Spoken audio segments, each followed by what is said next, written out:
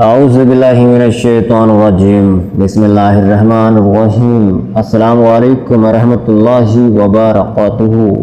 مصر میں ایک اور ٹرین حادثہ، 50 افراد زخمی، قاہرہ جانے والے مسافر ٹرین ٹریکٹر سے ٹکرا گئی۔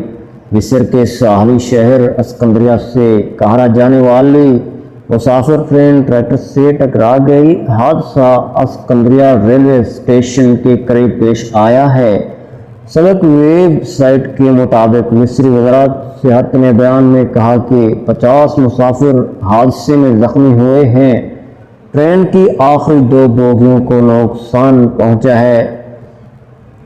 وزارت صحت کے ترجمان خالد مجاہد نے کہا کہ حادثے کے فوری بعد 27 ایمبولینس جائے وقوع پہنچ گئیں۔ زخمیوں کو راس التین العام جمال حمادہ سینٹرل ہسپتال اور شرق المدینہ ہسپتال میں داخل کیا گیا ہے۔ مصری وزیر صحت حالت زید نے بتایا کہ